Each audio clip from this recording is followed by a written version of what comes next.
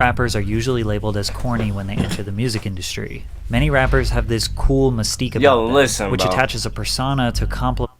Yo, listen, bro. I don't know what this debate with white rappers. Why do they call them white rappers? I don't know, bro.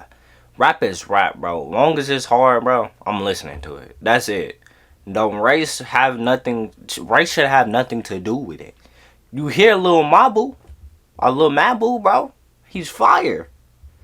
The extraordinary lifestyle they live. Machine Gun Kelly fire often too. When If you white listen rappers to try to create this Post cool Malone, persona, it comes bro, off that's as what I'm saying, bro. inauthentic and is rejected by the masses. Which then leads because to they ain't artists like black. Lil Dicky, who lean into the white rapper stereotype to ironically find a place in hip-hop. Lil Dicky now, go hard, mistake, bro. His Lil freestyling Dicky is undoubtedly crazy. a talented rapper. What we didn't realize is that his life story of being an out-of-place suburban white dude reaching the pinnacle of the industry would make for way better television than music. His show Dave on FX, which is essentially about his life story, is absolutely that show's fire. But yes. Because of the success of his show, Dicky has only released 2 songs in the past 8 years. This is going to create a whole new set of problems for Dave, and if he doesn't make the right choices, his career will be in a dangerous position. Bro, what? A few months before Lil Dicky released his first...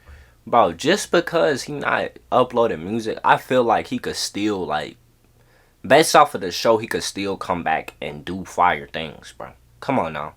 This is Lil Dicky, bro. He has a TV show now. Come on now. You don't think people gonna come and tune into him because they watched the TV show? What? The TV show just gonna drive more people to his music. That's how he could do it. That's how I feel. But at the same time, bro, I get where he going with this. I get where he going with this. But man, I don't think that's gonna mess up his music career. His music career is too foundationed. Like, it's well foundationed at this point. He on TV now? And the TV's based off of his rap career? What? If that ain't the most promo thing I ever seen, that is promo for real. That's like Childish Gambino TV show. That TV show was racking in numbers. I'm talking about doing stupid good. I'm pretty sure FX know what they doing. They casting these rappers, bro. And they getting their bank off these rappers. That just is what it is. Song, his girlfriend and parents begged him not to pursue a rap career. On a vacation in Hawaii, they told him his music was too racy, too edgy, and that this music would potentially ruin his potential for getting jobs in the future. In hindsight, the only reason he has a job now is because of this music. In late 2012 and early 2013, Dicky was preparing to release his debut mixtape called So Hard. He was now 24, 2 years out of college, living in San Francisco and working at an ad agency. That sound like all of his extra money and free time was spent producing a rollout for this mixtape. But this tape was actually the beginning of his plan to become a comedian. He loved rapping, but he thought it would be easier to get attention through music since there wasn't much competition in the comedy rap space. Then he would use that attention to move on to his actual dream.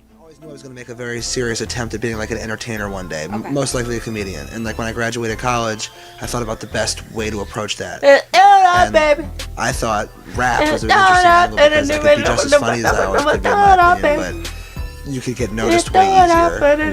There's way fewer competitors. Like, I didn't see anybody in the comedic rap space. His plan was to release a visual or piece of content every single week for 5 months straight. This was obviously risky, spending that much time, effort, and money on a rollout before ever releasing a single song. Lucky for him, his very first song went viral. On April 25th, 2013, Lil Dicky released his first music video for the song Ex-Boyfriend. And this was barely a song. It was a story. Lil Dicky got into a romantic relationship with a girl, and the night they were going to sleep together, they bumped into her ex-boyfriend. He thought the ex was a borderline perfect male specimen that Dicky could not compete with. A whole verse was dedicated to how nice this guy's penis was. Make sure you're drinking water while I tell you about today's sponsor, Underdog Fantasy, the best place to play fantasy sports. Shout out Underdog Fantasy, I want to tell you about the easiest way to get in on some NBA action with Underdog Fantasy and their mobile app. Pick between 2 to 5 players to fill your pick'em entry, get every pick right, and you can net yourself some serious cash.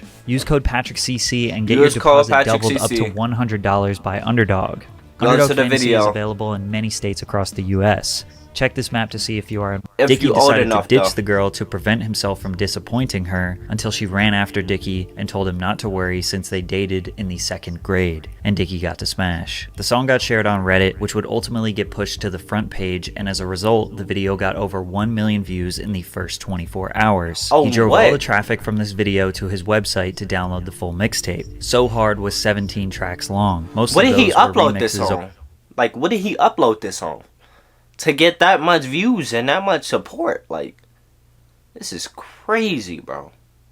It's a relatable song. That's probably what it was, bro. It was probably stupid relatable. And what I don't understand, like,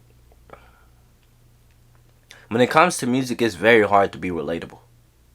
Nowadays, people are just talking about Xan, drugs, perks, lean, all that stuff, smoking. They talking about all that, but they ain't talking about, like, relationship stuff. Those is the songs. Those are the people I like to listen to. Ride Wave, bro. I'm talking about, I listen to Ride Wave on a crazy level, bro. It's cause he just so blunt and so honest, bro. He's so honest. I used to listen to Lil Uzi when he was on his love stuff. Love is Rage, bro. Love is Rage, the first one, bruh. Oh my God, I listen to stuff like that all day. I really would. Playboy Cardi, when he was, before he started making all that weird music, bro, he was fire in the scene, bro. He did some good hype music for me. And I don't know. Lil Dicky, I never listened to him until he did some songs with Chris Brown, Fetty Wap. Fetty Wap was fire during the time too. Yeah. There's a lot of rappers that I'm just leaving out. But during this time, I'm gonna tell you a few of them. Young Thug was one. Rich Homie Quan was one. Meek Mill, Drake, of course. Rick Ross, I still listen to him at this time, which sounds stupid. Migos, heavy on all of them, bro. Before Rod Wave and all of them came out in Juice WRLD with all that love music and stuff, bro, I really didn't have nothing. I really didn't. But this, I relied on all this hype music like this. Like, Save That Money with Fetty Wap and Lil Dicky. Yeah, when he came out, he made a few hit songs, you know what I'm saying? Got into the radio, and then after that, I started listening to him ever since. I don't know. Or really popular beats, That's just or me, stolen bro. YouTube beats. Most people go viral and don't know what to do, or they have nothing to follow it up. But as we know, Dicky had 5 months of content that was ready to be released. He dropped Staying In, Sports, Jewish Flow, and Too High, which all generated millions of views in the first few days of release. All of his songs were rooted in a great degree of irony, like his song Too High, which starts off by him saying, "Every rapper got a track about smoking weed, so I didn't really have a choice." Through these tracks, we got to know that he was a goofy suburban Jewish kid who was a serial masturbator and obsessed with the idea of getting laid. It's great to finally see a rapper that doesn't take himself so seriously. Dicky approached Kanye rap would not like him. comedy. He understood people were going to make fun of him in the rap game, so he just beat them to the punch. Self-deprecating humor is a go-to Yo, what y'all think strategy about for a lot Kanye, of bro? That dude is comedians. insane. It's an easy way to secure some laughs when you say what other people are thinking. Plus, it gives you the perception of being humble and trustworthy. He also wasn't afraid to make a racy or edgy song/music video. As we know, a big part of comedy is riding a thin line of controversy. A lot of comedians are constantly trying to push the limits to get their audience to laugh at the things when you that they're controversial, bro, you get so much views. Dicky was not afraid. Lots of haters out there. Listen to a little bit. 6ix9ine wasn't afraid either. He's super Look talented, at him now. and the sense Stumped of humor in the brings some bathroom. much needed light air to rap music. There's no way you can say he's not amazingly talented lyrically. Hey, first of all, what's really funny is how the rest of you rap. If I mumble something dumb about me running the trap, then it'll be another young redundancy who muttering crap. Dicky even got praise for his rapping ability. See what I'm saying about fire, bro? Durant, who was the first celebrity to publicly endorse the rapper. But despite his successful rollout, Dicky was broke. He put all of his content out for free, and using stolen beats was never going to allow him to make money anyways. So he asked his followers for money. This YouTube video titled Kickstarter was uploaded, where he announced the launch of his let me do a Kickstarter Kickstarter video. Dicky explained that the crowdfunded money would be used for studio time, purchasing original beats, high-quality music videos, and financing his first tour. The more money I get, the more outlandishly extravagant these videos can become. I could blow things up, get elephants, blow an elephant up. You know, like guts flying everywhere. I wouldn't actually blow up an elephant. You know, I've long valued what the elephant meant to our Earth. Evidently, his fans wanted to help him with his vision. After 2,800 donations, his Kickstarter generated 113. That'll give me to not work or do YouTube for a solid 3 years. Like, that is a lot of money. You can get by on bills and all that with 100,000, bro, if you manage it right. You wouldn't have to work for at least a year or two with 100,000. People gonna blow it though. They're gonna blow it. With 100,000, I could probably live off that for a solid year or two. That's me. How I eat, how my lifestyle is, that's me. You know what I'm saying? You could do what you want with the 100,000. But me, I could live off that, bro. $1,000, which was people don't know how to do that to though. make his dreams they like a reality. To go buy his clothes. First show ever, he sold out the Theater of Living Arts in Philadelphia, which is his hometown. From there, he had a few more sold-out shows. He moved to LA, continued to drive his 2002 Toyota Avalon, and had the comfort of preparing his next big release. His visuals from here got way more high quality, noticeably in the song "Let Me Freak." This cinematic experience accompanies Dicky's lyrics of basically begging a girl to have sex with him every day until he is in his 90s. This was our first real insight into what he could look like on the big screen. He executed the vision flawlessly. Also, during the live performance of this song, he would invite girls on stage to give them a lap dance. Here you go. Thanks for allowing that. Yeah. Don't press charges. Oh From September 2014 until July 2015, he basically toured non-stop, selling out bars and fraternities all over the country. But he promised his Kickstarter community an album, and he had to deliver something big. July 31st, 2015, Lil Dicky released his 20-track independent album, Professional Rapper. The title track acted as his introduction into the rap game, where he is essentially interviewed by Snoop Dogg. This song paired with a high-budget animated video, which could be easily mistaken for a real show. In the song, Dicky tries to convince Snoop that he is going to change the rap game, to provide a different perspective and flair than most rappers. He also secured some other pretty big features like T-Pain and Brendan Urie. But Dicky knew he had a hit on his hands when he landed a feature with Fetty Wap and Rich Homie Quan. Let's go. This is what he was dominating the radio in 2014 and 2015. Save That Money was an ironic twist on a 2-decade trend of every rap. And now I think about it, bro, they sleeping on little. What the fuck am I saying?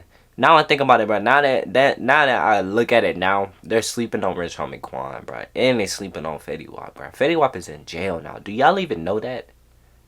Y'all don't even know that, bro. Y'all is crazy, bro.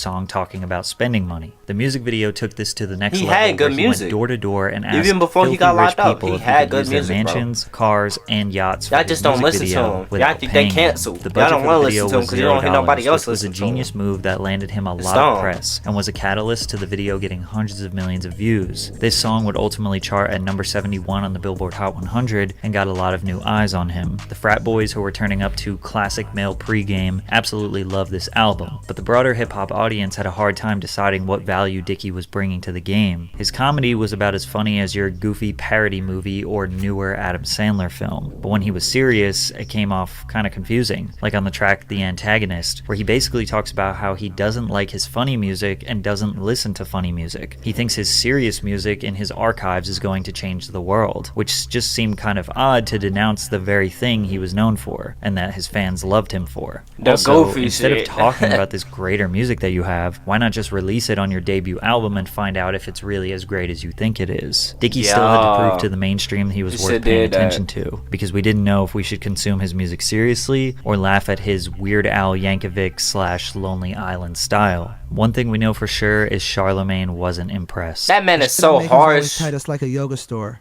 They all up in the other boat, that's why I'm overboard. That was a hot bar though. The shit I'm making always tight us like a yoga store. Now his interview actually gained him a lot of sympathy because people thought Charlemagne, he just so harsh, bro. I do not like the way he just talk to people, bro. He go about things so harshly, like he do it on purpose for views, bro. He only doing that because he white, bro.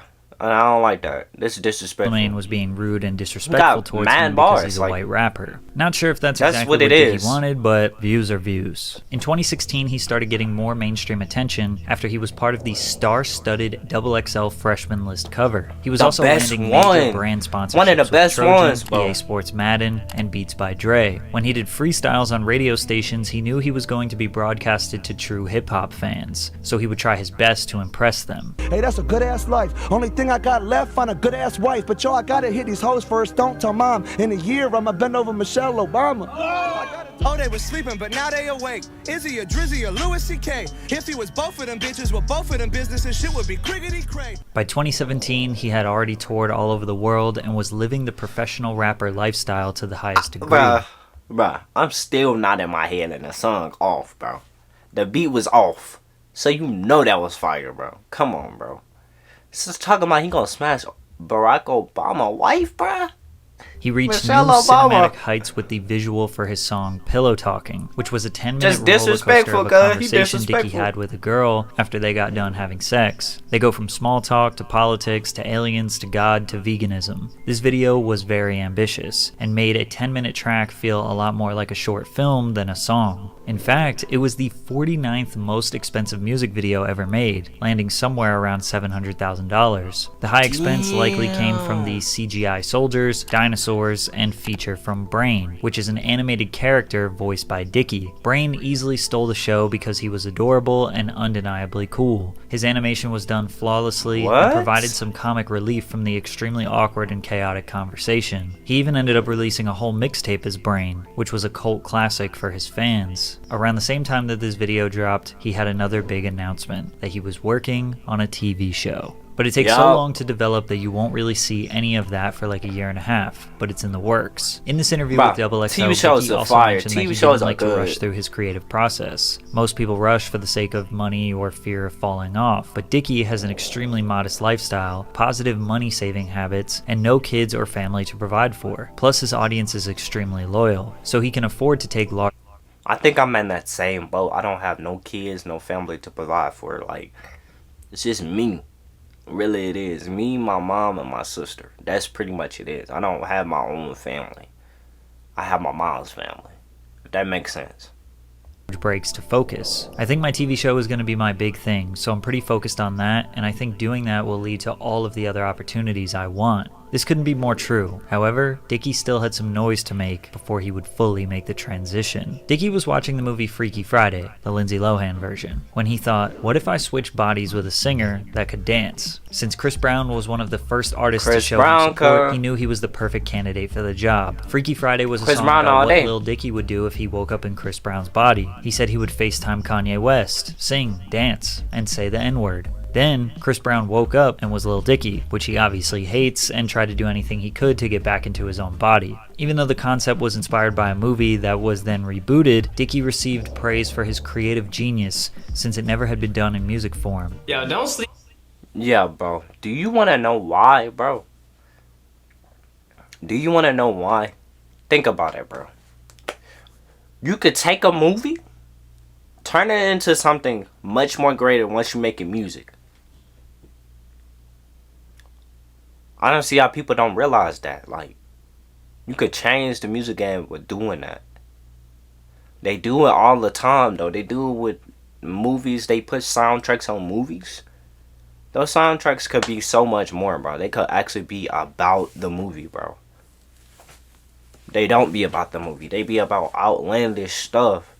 And then all these artists just come together and make a song for the movie. For the movie, not about the movie. That would make a difference if it was about the movie. Like, this was strictly about the movie. You saw how good it did, right? Okay. If it's a good movie, it's gonna rack in numbers as far as the music. And that was a smart idea about Lil Dicky, bro. That was very smart. Very well played. For real.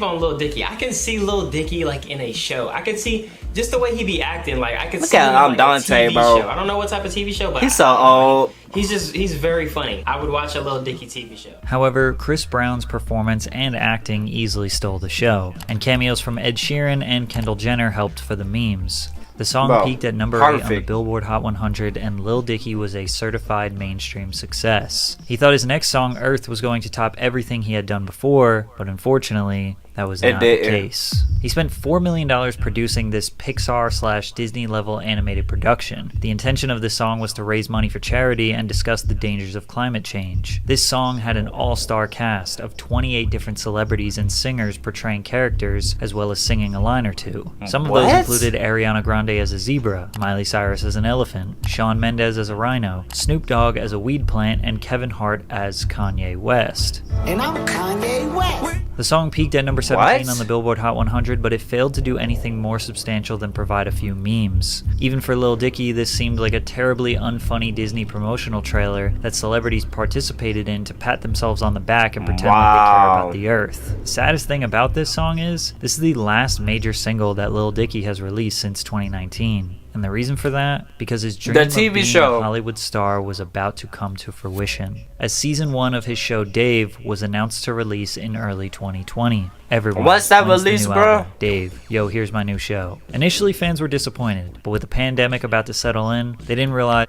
Not gonna lie, the show is fire, bro. Don't sleep on the show. The show is hella good. Go watch it. Go tell me what you think when you come back to this video. Go watch it. If you haven't watched I'm Dave, watch it, bro. Being dead for real, bro.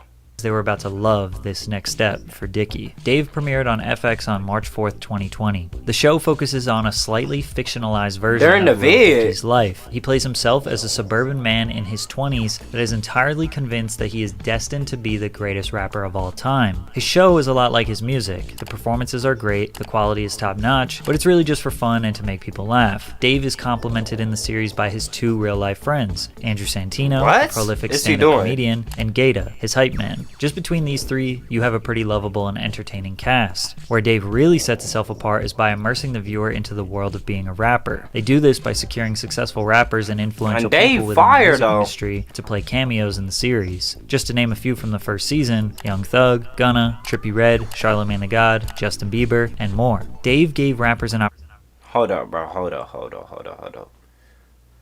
All of them was in here. Crazy casting. Go watch it, bro. Opportunity to try acting, even if they are only playing themselves. It still puts them in unique situations which are fun for viewers. For example, you would have never got to watch a Lil Dicky awkwardly accept a blunt from Young Thug. Hey guys, you mind if we join? Sure. Back when Young Thug and Gunna was friends?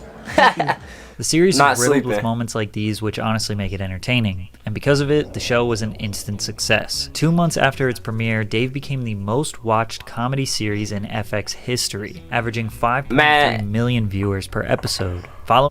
Not gonna lie, bro. At some point, Atlanta was doing them numbers. Then Dave came and knocked it out of the park.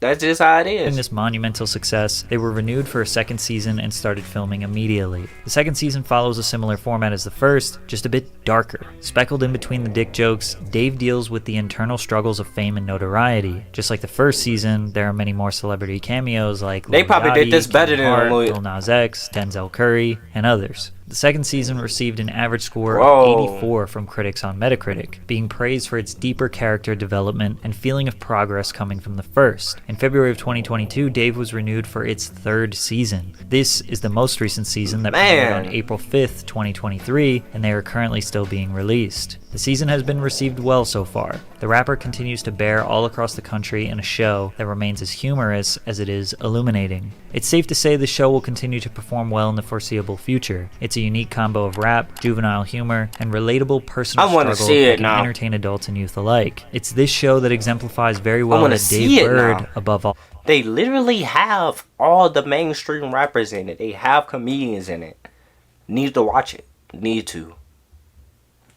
Singers too. Justin Bieber? How much do you think he had to pay for all of this? Millions. All else is an entertainer, and although fans have been begging him to release another album in his comment sections, it looks like they will not get one. Aside from the songs that are in the show, it's unclear if Dicky will ever return to music. After all, his goal from the very beginning was to use rap as a vehicle for his Hollywood dreams. I mean, these days he says he doesn't even resonate with the name Lil Dicky anymore. Like, he actually kind of hates it. You see, the interesting thing about Lil Dicky is he's been telling the same exact story for the past 10 years. In 2013, when he released his mixtape, we pretty much got to know everything we needed to know about him. He's a neurotic, self-deprecating, average suburban Jewish guy who likes dick jokes and can rap a little bit. The rest of his music career was just improved technical rapping ability and higher quality visuals, which would basically make Professional Rapper the studio quality, polished version of the So Hard mixtape. His singles that he released after the album were less introspective and more just about his status as a celebrity. That video and he spent the next 5 or 6 years bro. retelling that same exact story from the beginning with his show Dave. His life basically stopped in 2019, so he could tell his life story since 2013. And what he has done since 2019 is spend 15 hours per day non-stop working on this show, because he's involved with the writing, producing, directing, acting, and editing the final product. Lil Dicky show is about being a famous rapper, but he hasn't been a famous bro, he does almost everything about the show. That's probably why we love it so much. It's his personality. It's his twist on life. Really, it is. This is like Atlanta, bro. Rapper for the past 4 years. So after season 3 ends, what will he do? Are there more stories to tell? In his interview with Caleb Presley from Barstool Sports, who is known for his outlandish questions and meme-filled moments, everyone thought Dave would thrive in that environment, but the whole time he was incredibly confused. Like he couldn't understand what was a joke and what wasn't, which led to fans being disappointed. Not going to lie, I expected Lil Dicky to be one of the best episodes, but he gave you nothing. I always thought like I'm like the comedic voice of my generation. Now he says this, but he was dry as a bone when faced with somebody who does have a comedic voice in 2023. What Dave decides to do from here is very important. He's not trying to be childish no more. Story. Is he capable of producing something other than his own life experience? Will he go back to rapping as a 35-year-old? Can he prove himself as the comedic voice of our generation? What? My man's is 35, bro? Bro, did not expect that. Or will he be stuck in limbo for many years to come? Bro, tell me what y'all think about this, bro. Tell me what y'all think about this, bro. I'm not sleeping on Lil Dicky, bro. He could do what he want to do, bro. He built his foundation. He built his career. I can't tell my mans what to do. I can't force him not to make music, because it is what it is. You know what I'm saying? I can't tell him not to make music and pursue the TV show, man. This man is a grown man, right? Get out this man D. You know what I'm saying? If you want to release music, let him release music. When he released it, bro, y'all weren't really into it, so he came to the TV show scene. And he put his all effort into the TV show scene. Now, if he makes a TV show, it's going to be perfect. He done did the TV show so good, bro, that like it lasts for 3 seasons. Y'all should give him that credit. Like, stop worrying about the music. Worry about what he's doing now. Like, he's successful with what he's doing now. Like, praise that. Praise when somebody's doing. Like, y'all are so greedy, bro. I don't understand viewers, bro. He did his thing, bro. He changed up the rap game. Now he's trying to do TV shows, bro. He's doing good. Yeah, man. But without further ado, man, it's your boy Jamarcus. I hope y'all enjoyed today's video. Tell me what y'all think. And I'm out, man. Crazy.